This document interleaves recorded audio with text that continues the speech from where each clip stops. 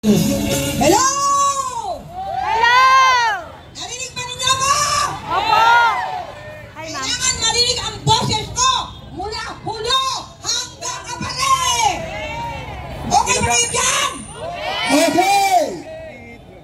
So, unang-una, medyo konti na kasi boses ko nakikita. Nagmula pa doon sa bata sa pambansa, hanggang doon sa Liwasang Bonifacio, hanggang doon sa Mendiola. Kaya, iibahin ko naman ang aking mensahe ngayong gabi. Okay? Okay! Today is a gift to each and every one of us. Bakit nabanggit ko yun at nasabi? Dahil tonight is not an accident. Kaya nandito tayong lahat. There is a plan of God sa lahat ng mga Pilipino. Lalong-lalo na yung mga nandito ngayon. Okay ba kayo dyan? Mabuhay ang Pilipinas! Mabuhay! Sa buong mundo!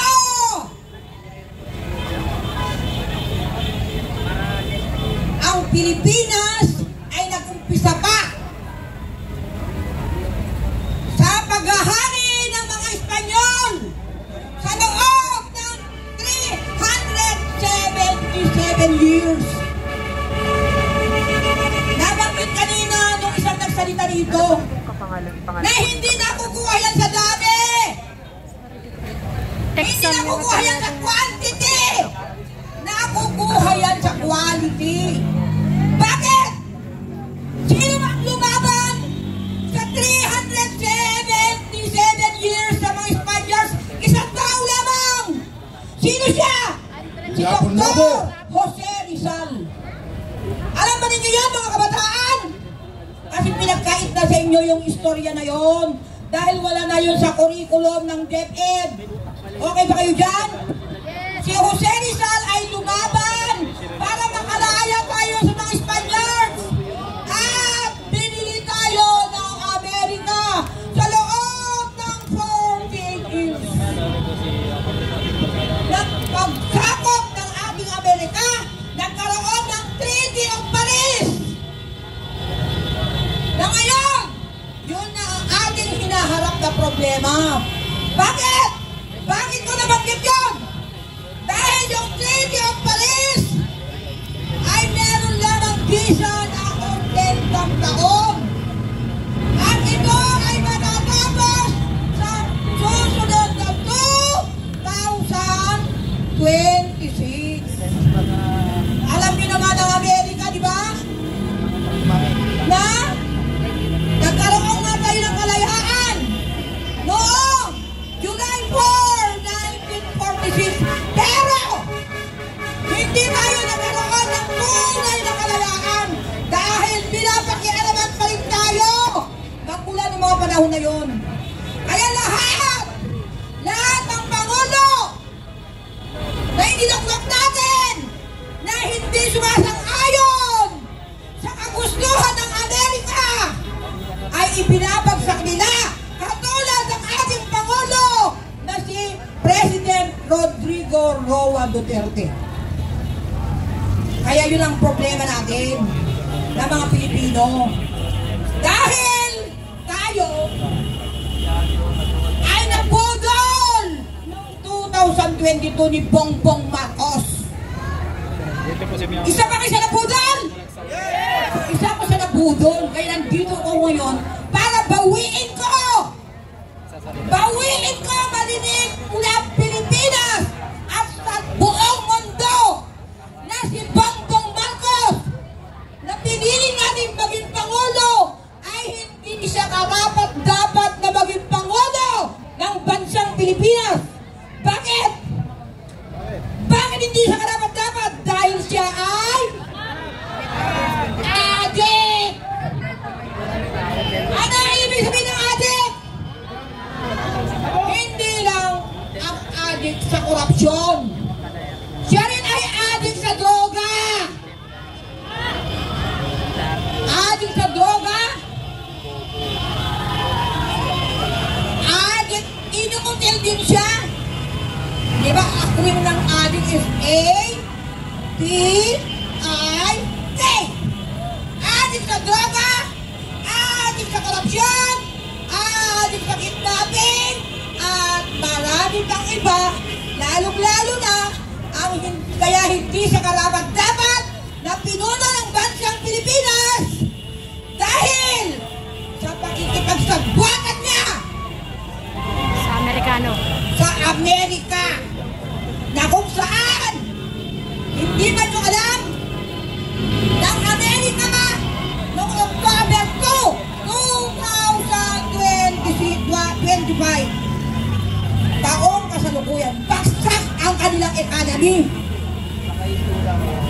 So yun ang dahilan kung bakit nag-i-interest sila na maipasa uli o pumayag si Bongbong Marcos para ma-extend yung Treaty of Paris na magtatapos sa susunod na taon. At alam ba ninyo, magmula nung umupo si Bongbong Marcos noong 2022 dahil sa pakikipagsagbuatan niya sa Amerika, dumami na ang bases natin sa Pilipinas.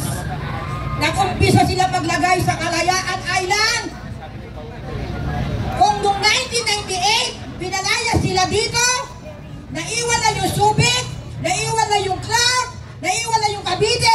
Ngayon, halos 35 bases na meron sila dito. Dahil papayag ba tayong mga Pilipino na mangyari yung nangyari katulad ng Ukraine? Papayag ba kayo? Ayaw. Na milyong-milyong Ukrainian ang namatay? Hindi kayo papayag! Dahil yun din ang plano nilang mangyari. Dahil gusto nilang makuha pa rin yung pinaka-powerful na bansa sa buong mundo. At ang number one nilang kalaban ay China. Kaya hindi tayo papayag. Gagawin tayong sardinas. Gagawin tayong sacrificing lamb. Dahil sa ngayon, ang Amerika ay sunod-sunuran ang ating presidente Bongbong Marcos sa pakikialam din ng CPP-NPA. Alam nyo naman, ang mga CPP-NPA, saan pa nabubuhay yung mga yan? Saan pa kumukuha ng pondo yung mga yan? Namatay na yung leader nila, si Jovan Sison sa Netherlands.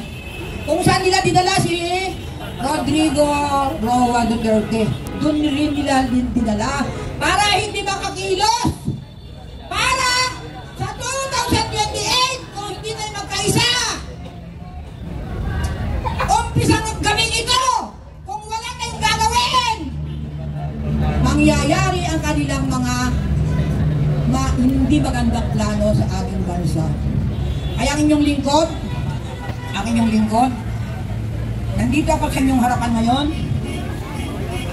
Nakikiusap ako na lahat ng mga Pilipino, hindi lang natin i-share yung mga nasa Facebook, kundi gawin natin in action. Huwag natin panghinayangan yung oras na nandito tayo. Dahil ito ay maririnig. Ang prayer ko dyan ay isa lang naman ang problema natin, hindi maraming tao. Isang tao lang problema natin. Yung puno! Kung bakit ang puno dapat putulin! Dahil yung puno namunga ng maraming masamang sanga at namunga ng maraming bunga. Kaya yun ang resulta ng ating dinadanas ngayon dito sa bansang Pilipinas. Hindi lang korupsyon ng flood control. Lahat ng klase. Pumunta kayo doon sa immigration. Nandiyan ang manufacturing ng pera. Pumunta kayo sa custom. Nandiyan din ang manufacturing ng pera. Pero lahat ng ginagawa nila ay hindi ayon sa kapakanan. Lalong-lalong na ang mga mahihirap na mga Pilipino dito sa bansang Pilipinas. Kaya sa inyo pong lahat, magkaisa tayo, hilingin natin na ibagsak na Resign na! Kung hindi man mag-resign yung Pangulo natin, na ang sabi ko dyan, ang akunin dyan, adik. Adik sa droga, adik sa kapangyarihan, inutin! At kidnapping! At lahat na ng masasamang mga gawain ng isang Pangulo dito sa bansang Pilipinas. Maraming salamat! At magbuhay tayong lahat, mga Pilipino. Maraming salamat, Chairman Pekson ng Urban Poor.